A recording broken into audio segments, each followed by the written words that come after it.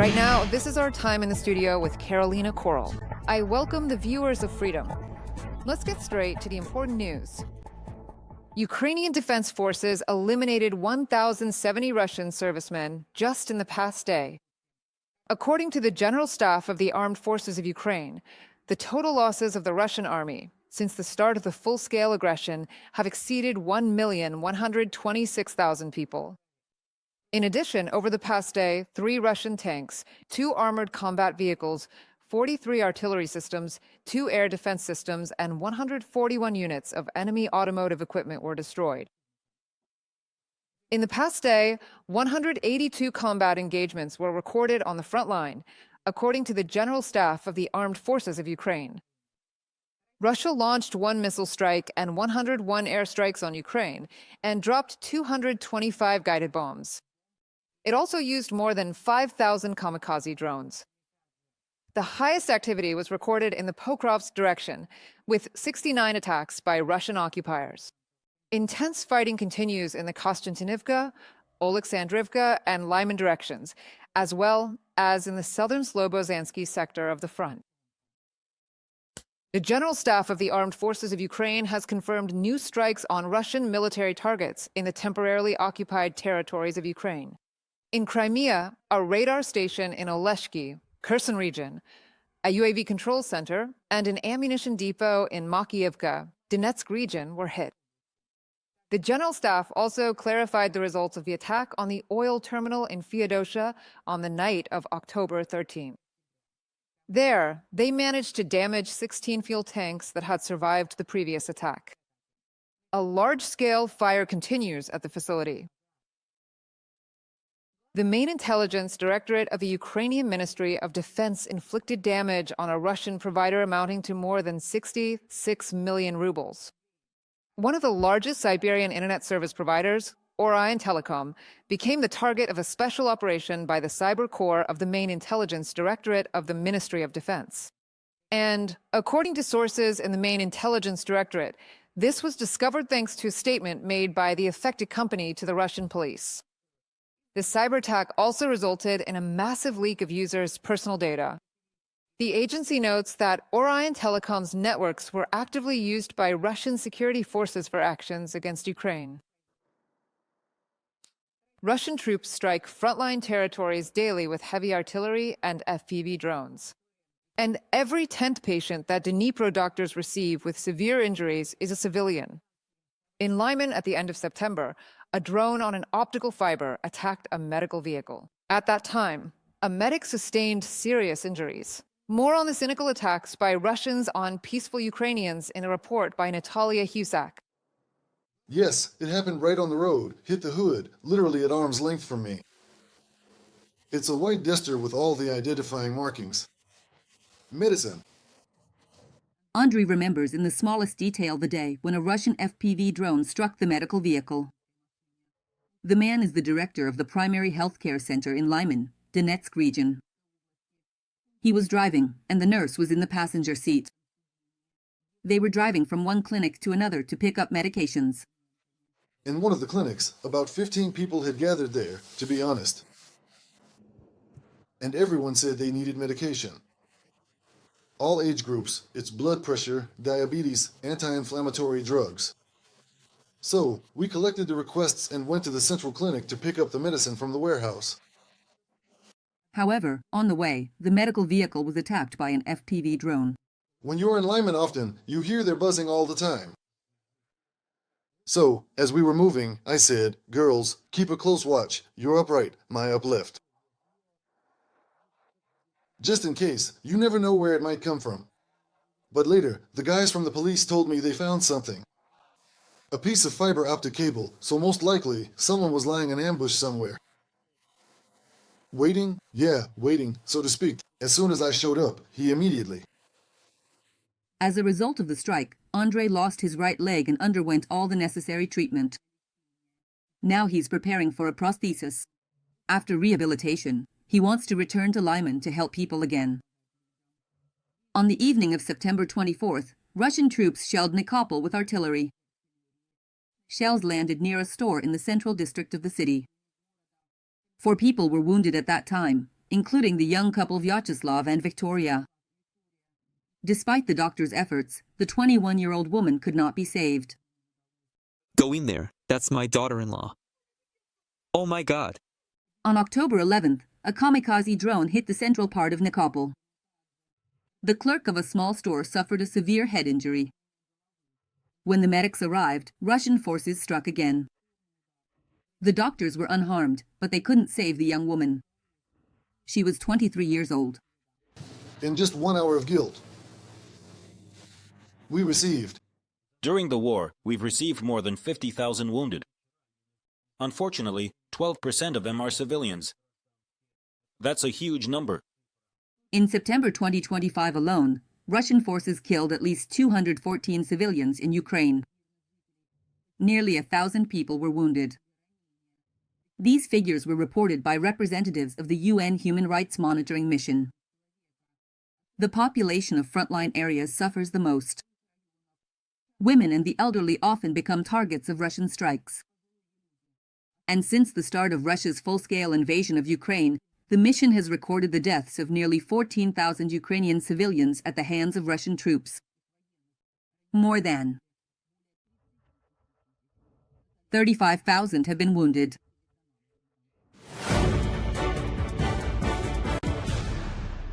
At today's meeting in Brussels, NATO defense ministers do not plan to make a decision on supplying long-range missiles to Ukraine. This was stated by the Secretary General of the Alliance, Mark Rutte, before the meeting began. At the same time, the NATO Secretary General noted that politicians will focus on ensuring that Ukraine can resist Russian aggression for as long as possible. Part of my job as Secretary General is to ensure the maximum possible support for Ukraine. And I am very proud that, as a collective alliance, we are able to do this to guarantee that Ukraine can defend itself for as long as possible. These are critically important things, including air defense systems and, in particular, interceptors that Ukraine needs to best protect its civilian population and key infrastructure. Finland has decided to join the Pearl Initiative, which involves purchasing weapons in the United States for subsequent transfer to Ukraine. This was announced in Brussels by the head of the Finnish Ministry of Defense, Anni Häkkänen. According to the minister, in the coming weeks, the Finnish side will work out the details of its contribution to the initiative. He added that Finland will take on a certain share of responsibility and expressed hope that other European countries will also join in funding American weapons for Ukraine. Finland has now, let me remind you, become the 7th country to join the Pearl Initiative. Belgian Defense Minister Theo Franken confirmed that Ukraine will receive all the F-16s promised by the country. F-16s. At the same time, he noted that their transfer will take place after the pilots are trained and the technical procedures are completed, and this will take at least a month. While speaking with journalists at NATO headquarters, Franken also assured that Ukraine will definitely receive all the declared fighter jets. Now, more modern S-35 aircraft have begun arriving in Belgium.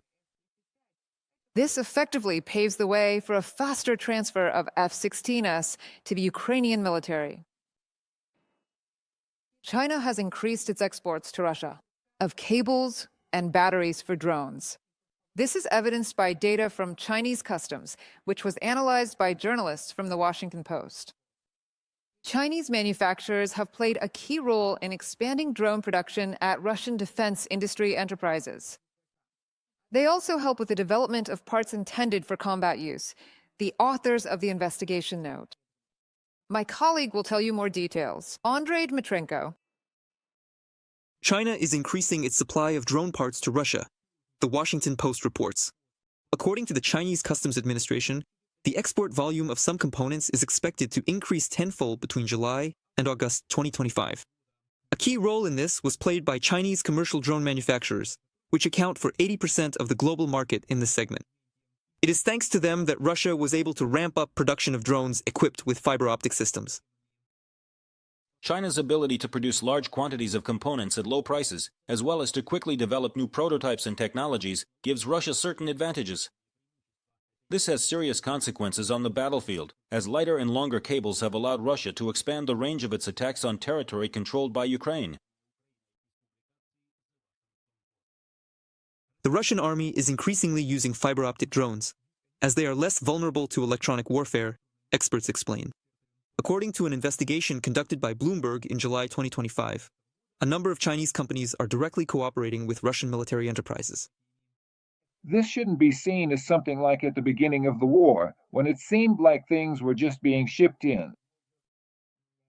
They're simply being delivered to Russia in suitcases, in trunks. No, this is a centralized supply. It's a network, if you will, a supply network that's organized and operates continuously, like a pond with tentacles reaching out from different parts of the world. These supplies are coming into Russian territory. Ukraine's partners are systematically imposing restrictions on companies that cooperate with the Russian military-industrial complex. But to achieve a tangible effect, the sanctions lists need to be significantly expanded. The main intelligence directorate of the Ministry of Defense of Ukraine has published information about military enterprises of the aggressor country that have not yet come under sanctions. Ukraine's GERMO publishes data on 145 enterprises on the War and Sanctions portal, which are either part of or managed by them. The Technodynamica holding of the Russian state corporation Rostec.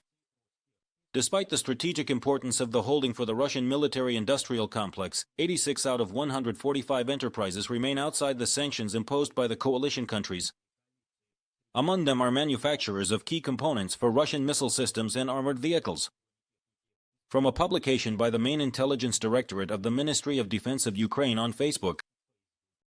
As long as Russia is able to spend enormous sums on continuing the war against Ukraine, it will keep looking for ways to supply its military-industrial complex.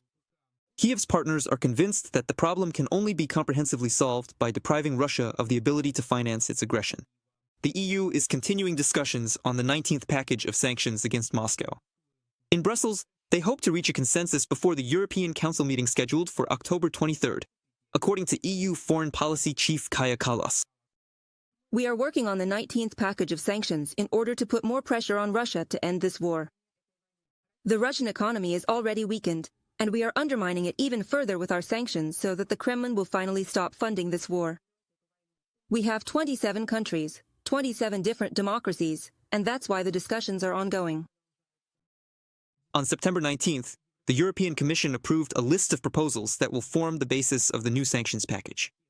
Among them, a complete ban on the supply of Russian liquefied natural gas to the EU until January 2027, an expanded sanctions list for Russia's shadow fleet, a ban on operations by Russian banks and financial institutions, including those operating in third countries, as well as measures against foreign companies cooperating with the Russian military-industrial complex. Andrei Dmitrenko for Frida TV channel. And I suggest we discuss the next topic in more detail live on Freedom. At NATO headquarters, they're discussing ways to strengthen assistance to Ukraine thanks to the American Initiative for Arms Procurement. Ukraine's Minister of Defense, Denis Shmyhal, has been invited to the meeting. Special correspondent for Freedom TV in Europe, Vitaly Sizov, is following the event. Vitaly, welcome. Tell us about the first results of this meeting.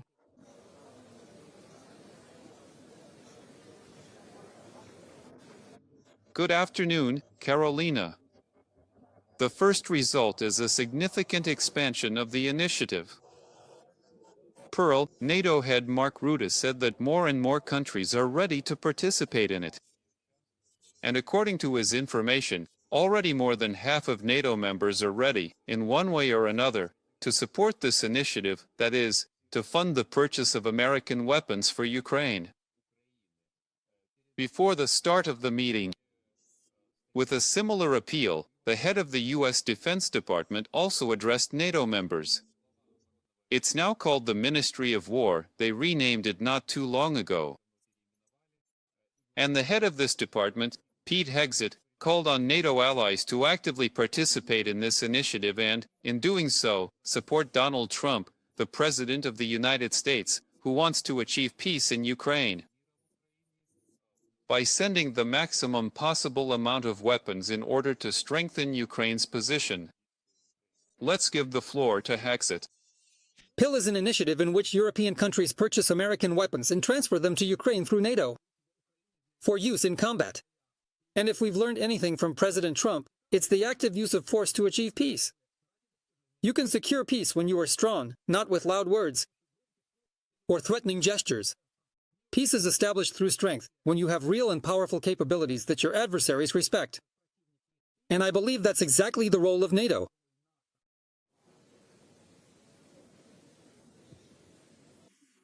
The participants of the meeting announced new aid packages for Ukraine. Some of them you've already mentioned, Carolina. The main focus was on Russia's ongoing aggressive actions, including those directed at alliance countries. Many participants at the meeting specifically emphasized that by supporting Ukraine, they are deterring Moscow and thus protecting both Europe and the alliance countries.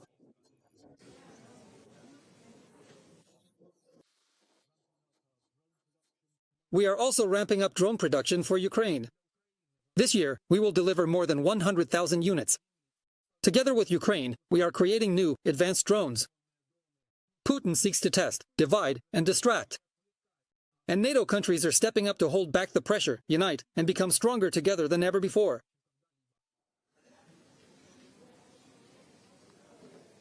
Secretary General Mark Rutte shared that thanks to this initiative, about $2 billion in aid has already been raised. According to him, despite conflicting reports in the media, the total amount of aid to Ukraine this year has not decreased. If we analyze this year, it more or less matches last year. Everything necessary is coming in, and I am proud of that. After all, when they started their aggression, the Russians probably expected to win in 3 weeks. Now it's the 4th year of this war. They have lost 1 million people, either killed or severely wounded. And only this year have they achieved very minor successes on a very small part of Ukrainian territory. Again, 1 million people have been killed or seriously injured. And the support for Ukraine, both last year and this year, it continues to come in, both military and non-military aid. The Dutch Minister of Defense, Ruben Brekelmans, called on alliance member countries to increase aid to Ukraine, because the consequences of delay could end up being much more costly.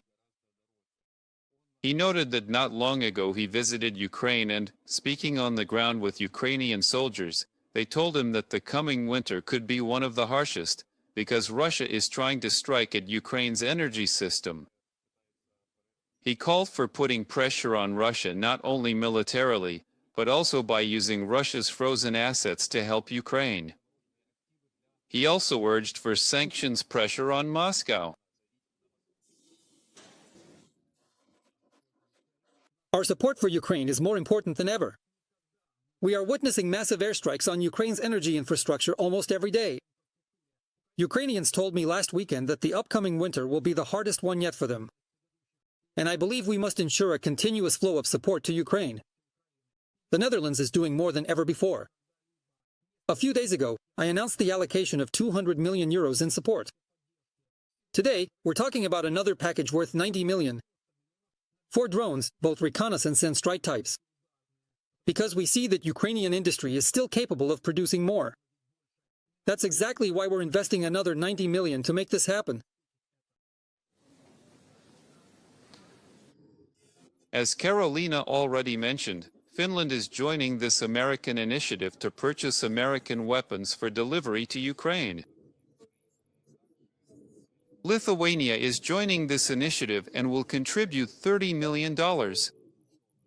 Norway has also announced that next year it will. Norway's Ministry of Defense has announced that the country wants to allocate nearly 6 billion euros for military support to Ukraine. Right now, the meeting of the Ukrainian Defense Contact Group in the Stein format is getting underway. And more will be discussed in this format. Assistance for Ukraine.